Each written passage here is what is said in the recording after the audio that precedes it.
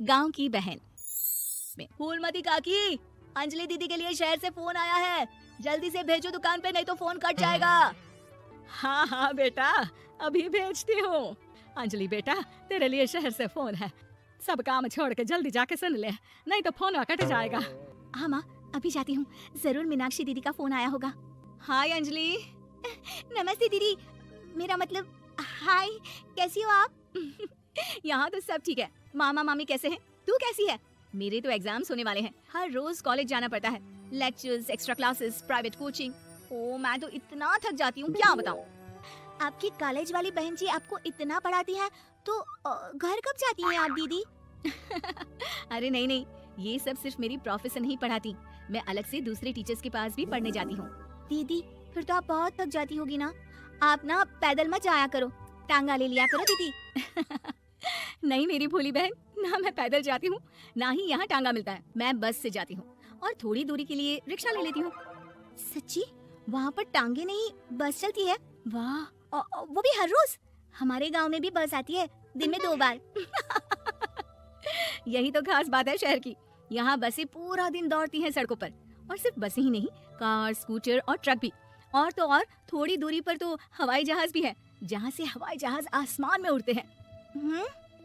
अच्छा दीदी, मैं फोन रखती हूँ, बुआ जी फूफा जी को मेरा नमस्ते कहना। हाँ माँ, हम लोग शहर में क्यों नहीं रहते? बुआ जी फूफा जी और मीनाक्षी दीदी तो शहर में ही रहते हैं।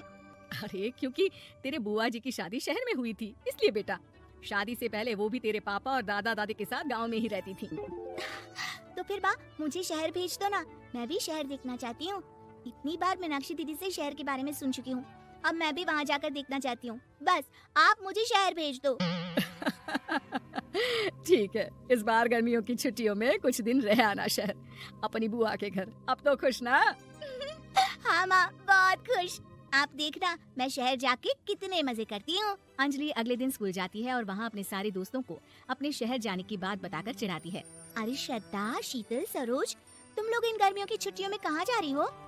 एकादशी वाले गांव के मेले में। हम तो दूसरे गांव में नानी के घर जाएंगे, उनका घर नहर के किनारे है, बड़ा मजा आएगा। हम इस बार कहीं नहीं जा रहे, बल्कि हमारे घर में रहने के लिए मेहमान आएंगे। और तू? अरे मेरा क्या है, मैं तो बस पास वाले शहर जा रही हूँ, अपनी बुआ जी के घर, वहीं रहूंगी कुछ दिन।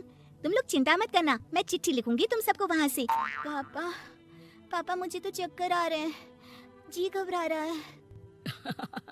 बेटा शहर आने की जिद भी तो तूने ही की थी, अब पहली बार बस में चढ़ी है तो यही होना था, भुगतो अब। अरे मामा जी, अंजलि, आप लोग आने से पहले बता तो देते, मैं लेने आ जाती बस स्टैंड तक। आओ आओ भैया, आओ बेटी अंजलि। माँ बुआ जी कैसे हैं वहाँ, और भाभी कैसी हैं? सब ठीक है, बस अंजलि जिद कर रही थी कुछ दिन आप लोगों के साथ रहने की, सो छोड़ने आ गया। दीदी आप मुझे शहर घुमाने ले जाओ ना, मुझे भी शहर देखना है। हाँ हाँ चल, तैयार हो जा जल्दी से। अंजलि तैयार होने जाती है और कुछ देर बाद जब बाहर आती है तो अरे ये क्या कर दिया तूने, मार्केट तक ही तो जाना है, इतनी डार्क रेड लिपस्टिक, इतने बड़े बड़े झुमके और चूड़ियां और चेहरे पर इतना सारा पाउडर। मेरी बहन ऐसे नहीं चलेगा, जा और ये सब हटा के आ। अरे कैसे, क्यों? मैंने शहर आने के लिए इतनी मेहनत से ये सब इकट्ठा किया था, और वैसे भी मैंने देखा है मोहल्ले की राधा काकी के टीवी पर एक फिल्म चल रही थी, उसमें हीरोइने ना ऐसे ही तैयार होकर जाती है घूमने। सब पता है मुझे, मैं तो ऐसे ही जाऊंगी दीदी। अंजलि शहर की चकाचौंध को देखकर बहुत हैरान और खुश होती है। ऊंची ऊंची इमारतें, सड़क पर दौड़ती गाड़ियाँ, बड़ी बड़ी दुकानें, उसकी एक्साइटमेंट का ठिकाना नहीं था। दीदी ये छोटा सा कमरा सड़क के किनारे क्यों रखा है, इसमें कौन रहता होगा? ये कमरा नहीं, पीसीओ है, पीसीओ। यहाँ पर लोग फोन करने आते हैं सिक्का डालकर। ओह, हमारे गांव में तो दुकान पे ही जाते हैं बात करने। अच्छा चल, तुझे रेस्टोरेंट में खाना खिलाने ले चलती हूँ। Excuse me, 2 plate noodles please and 2 Cola.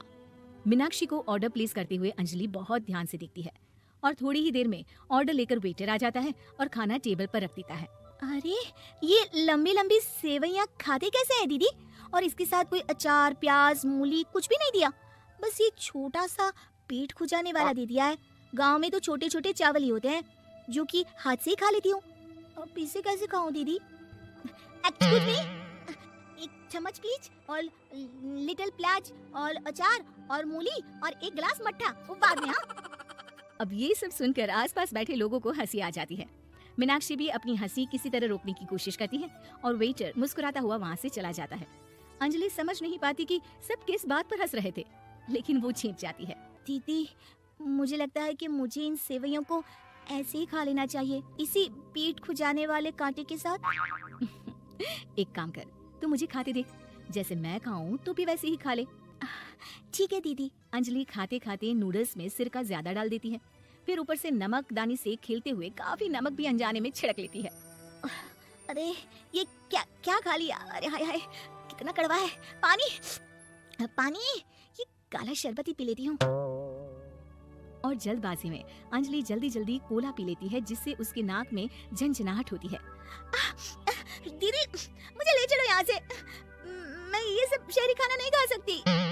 अब शर्म के मारे मीनाक्षी अपनी बहन को वापस घर ले जाती है और कहती है कि देख अंजलि, माना कि शहर और गांव एक दूसरे से बहुत अलग है, लेकिन इसका मतलब ये नहीं कि हमेशा शहर ही बेहतर हो और उस वजह से हमें वो सब करना पड़े जो हम नहीं कर सकते। शहर में सहूलतें तो हैं ही, पर चुनौतियां भी हैं। हम जहाँ भी रहें, हमें कभी अपने आप को कम या ज्यादा नहीं समझना चाहिए। और किसी भी नई जगह में ढलने में समय लगता है, उसके लिए तुम्हें दूसरों की नकल करने की कोई जरूरत नहीं है। बेटा, घूम लिया शहर या अभी और घूमना है? नहीं पापा, मैं अपनी गलती समझ गई हूँ, आप गांव ही ले चलिए मुझे।